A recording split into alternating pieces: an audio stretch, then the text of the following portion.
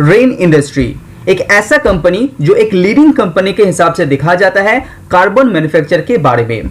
साथ ही साथ मैं आपको बता दूं कि रेन इंडस्ट्री के अंदर मोनिश पॉबरॉय से लेके डॉली खन्ना जी ने भी इसके अंदर निवेश किया है और धीरे धीरे मिस्टर मोनिश पॉबरॉय इसके अंदर अपना हिस्सेदारी इंक्रीज कर रहे हैं। तो आज की इस वीडियो के अंदर हम लोग देखेंगे कि rain industry segment wise business कैसे कर रहे हैं, साथ ही साथ कौन सा ऐसा सेगमेंट है जिसके अंदर कंपनी ग्रोथ एक्सपेक्ट कर रहे हैं। तो चलिए जान लेते हैं रेन इंडस्ट्री के बिजनेस के बारे में। तो जैसे कि आपको पता है कि रेन इंडस्ट्री के अंदर 3 सेगमेंट में डिवाइडेड है। पहला है कार्बन, उसके बाद है आपका एडवांस मटेरियल्स, उसके बाद है कंपनी का सीमेंट का बिजनेस। तो कार्बन का बिजनेस कंपनी का मेन बिजनेस है और कार्बन का बिजनेस को कंपनी ने 3 भाग में डिवाइडेड किया है। पहले आता है पेट्रोलियम कोक, उसके बाद आपका कोल tar का बिजनेस, उसके बाद एक कार्बन प्रोडक्ट का बिजनेस भी कंपनी का है। तो तीनों बिजनेस को आप डिटेल्स में देखते हैं तो वॉल्यूम वाइज यहाँ पे जो सीपीसी बिजनेस है वहां पे कंपनी का वॉल्यूम में थोड़ा सा गिरते हुए आपको देखने को मिल रहा है। सीटीपी की बिजनेस के अंदर थोड़ा सा ग्रोथ एंड ओसीपी बिजनेस के अंदर भी गिरावट आपको दिखाई देगा।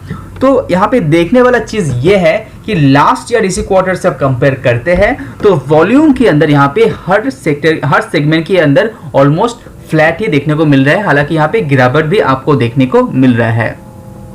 तो यहाँ पे 641 मेट्रिक इन 1000 वॉल्यूम आपको टोटली देखने को मिल रहा है। लेकिन अब रेवेन्यू को देखते हैं तो वहां पे कंपनी ने हर जगह ग्रोथ दिखाया है। इसका पीछे का मेन रीजन है यहाँ पे प्राइस हाइक्स। तो कंपनी ने यहाँ पे सीपीसी से लेके ओसीपी तक हर पर्टिकुलर प्रोडक्ट के अंदर कंपनी ने यहाँ पे दाम बढ़ाया है, क्योंकि रॉ मटेरियल्स का प्राइस इंक्रीज होने के कारण यहाँ पे कंपनी को दाम बढ़ाना पड़ा। हालांकि ये जो कंपनी का प्रोडक्ट है उसको भी रॉ मटेरियल्स के अंदर ही गिना जाता है।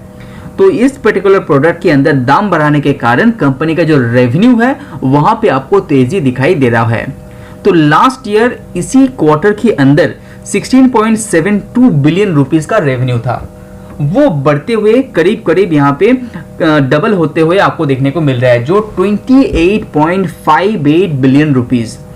इसी के हिसाब से कंपनी का रेवेन्यू ग्रो हो रहा है। साथ ही साथ शेयर प्राइस के ऊपर भी इसका इफेक्ट आप लोगों ने देखे होंगे। अगर आप इसके अंदर वॉल्यूम्स को डिटेल्स में देखते हैं तो आप यहाँ पे देख पा रहे हैं कि लास्ट ईयर की कंपैरिजन में यहाँ पे जो पेट्रोलियम कोक है उसमें गिरावट आपको देखने को मिल रहा है। कोल tar पीच पे आप देख पा रहे हैं तो टोटल हिसाब से यहाँ पे दिया गया है। उसी हिसाब से पर्टिकुलर सेगमेंट के अंदर कार्बन सेगमेंट के अंदर जो डिवाइडेड किया गया है उसके अंदर आप रेवेन्यू को भी देखते हैं तो किस तरह से ये ग्रो हुआ है। इवन स्पेशली पेट्रोलियम कोक की बात करें तो वहां पे जो रेवेन्यू है वो ऑलमोस्ट डबल हो चुका है। इवन कोल tar पीच भी देखिए, यहाँ पे जो रेवेन्यू है वो ऑलमोस्ट डबल आपको देखने को मिल रहा है। साथ ही साथ जो अदर कार्बन प्रोडक्ट्स है वहां पे भी कंपनी यहाँ पे बहुत ही ज्यादा ग्रोथ दिखाया है। इवन आप टोटल रेवेन्यू की बात कर रहे हैं तो वहां पे भी 71% का ग्रोथ आपको देखने को मिल रहा है।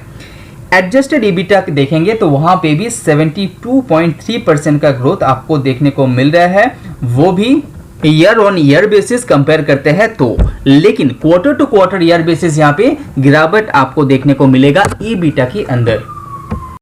Subscribe now and press the bell icon. इसके बाद यहाँ पे जो कंपनी का दूसरा सेगमेंट जिसमें एडवांस मटेरियल शामिल है उसको भी कंपनी ने यहाँ पे 3 सेगमेंट में डिवाइडेड किया है। ऐसा है कि इसके अंदर इंजीनियरिंग प्रोडक्ट्स भी है, कुछ केमिकल प्रोडक्ट भी है, साथ ही साथ रेजिन का बिजनेस इसमें शामिल है। तो उसको भी वॉल्यूम वाइज आप कंपेयर करते हैं लास्ट ईयर इसे क्वार्टर के साथ तो वहां पे भी वॉल्यूम के अंदर आपको अच्छा खासा गिरावट देखने को मिला गया। लेकिन साथ ही साथ आपको जब रेवेन्यू के ऊपर नजर डालते हैं वहां पे एक अच्छा ग्रोथ देखने को मिल रहा है। तो इतना बड़ा वॉल्यूम के अंदर ड्रॉप होने के साथ साथ कंपनी का रेवेन्यू ग्रो हो रहा है, इसी का मेन रीजन है कंपनी का प्राइस हाइक।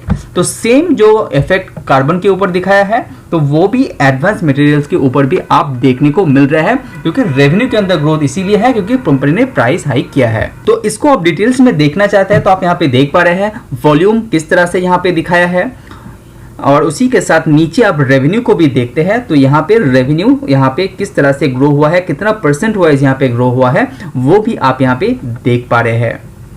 हालांकि आपको पता होगा कि एडवांस मटेरियल सेगमेंट के अंदर एनर्जी का डिमांड बहुत ज़्यादा होता है, इसीलिए कंपनी का इसका एक इम्पैक्ट भी आपको देखने को मिल रहा होगा। और इस पर्टिकुलर सेगमेंट को लेके मैनेजमेंट का कहना है कि फ्यूचर में इस पर्टिकुलर सेगमेंट के अंदर डिमांड थोड़ा सा ज़्यादा बूस्ट होने वाला है, क्योंकि मार्केट के अंदर डिमांड बहुत ज़्यादा है। तो उसको देखते हुए फ्यूचर में ये पर्टिकुलर सेगमेंट बहुत ही तेज़ी से ग्रो करने वाला है, ऐसा मैनेजमेंट के द्वारा कहा गया है।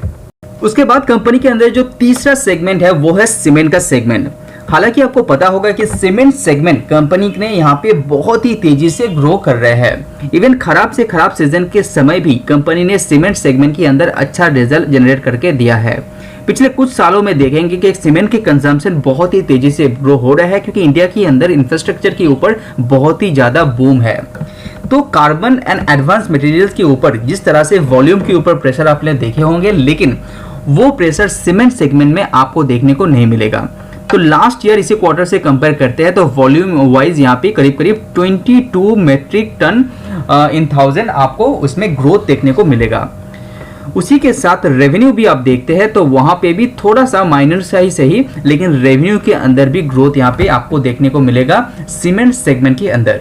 हालांकि सीमेंट सेगमेंट रेन इंडस्ट्री के लिए कंट्रीब्यूशन बहुत ही थोड़ा करता है, लेकिन इस पर्टिकुलर सेगमेंट के अंदर ग्रोथ बहुत तेजी से देखने को मिल रहा है। रेवेन्यू ग्रोथ की बात करें तो 9.8% की दौर से ये ग्रो कर रहा है। लेकिन साथ ही साथ आपको ये बात भी पता होना चाहिए, कंपनी यहाँ पे सीमेंट सेगमेंट को लेके फ्यूचर में कोई ज्यादा कैपेक्स व कुछ ज्यादा कर नहीं रहा है। बाकी सेगमेंट की ऊपर कंपनी यहाँ पे अच्छा खासा एक्सपेंशन भी कर रहा है, लेकिन सीमेंट को लेके उतना ज्यादा पॉजिटिव कंपनी यहाँ पे दिखाई नहीं दे रहा है। अगर आप सोच रहे हैं कि रेन इंडस्ट्री के अंदर आप निवेश करेंगे, अगर आपके पास ये शेयर है तो अगर आप इसको लॉन्ग टर्म हिस्ट्री देखते हैं तो वो बहुत अट्रैक्टिव है, क्योंकि दिसंबर 2010 तक कंपनी यहाँ पे 3700 करोड़ का सेल करता था, वो बढ़ते बढ़ते कंपनी का 14,000 करोड़ तक आ गया है। तो यहाँ पे सेल के अंदर अच्छा खासा ग्रोथ यहाँ पे दिखाया है, साथ ही साथ नेट प्रॉफिट के अंदर भी कंपनी ने यहाँ पे ग्रोथ दिखाया है। हालांकि ऑपरेटिंग मार्जिन यहाँ पे ऊपर नीचे होते हुए दिखाई देगा, क्योंकि यहाँ पे थोड़ा सा साइक्लिक बिजनेस इसके ऊपर इफेक्ट होता है। शेयर होल्डिंग पैटर्न जो बहुत ही इंपॉर्टेंट है, उसको भी आपको नजर रखना चाहिए। जैसे कि आप यहाँ पे देख पा रहे हैं, मिस्टर पोब्रोई जी ने अपना जो हिस्सेदारी है वो लगातार इंक्रीज कर रहे हैं डिफरेंट फंड के थ्रू। मिस डॉली खन्ना ने यहाँ पे अपना जो हिस्सेदारी है उसको थोड़ा सा कट आउट किया है, लेकिन अभी भी रेन इंडस्ट्री के ऊपर उसका भरोसा मौजूद है। एक ही जो रेड फ्लैग कंपनी के ऊपर दिखाई दे रहा है वो है कंपनी के ऊपर कर्जा। वो भी लॉन्ग टर्म के हिसाब से आप सोचते हैं तो अच्छा साबित आपके लिए हो सकता है, क्योंकि कंपनी का मैनेजमेंट बहुत ही ज्यादा स्ट्रांग है, जिसके ऊपर भरोसा मिस्टर पोब्रोई जी ने बहुत पहले से दिखा कर रखा है। तो अगर आपको इसके अंदर निवेश करना है तो अच्छी तरह से रिसर्च करने के बाद ही निवेश कीजिए। तो आज वीडियो में इतना ही। See you on next video. Subscribe now and press the bell icon. Never miss an update. Subscribe now and press the bell icon. Never miss an update.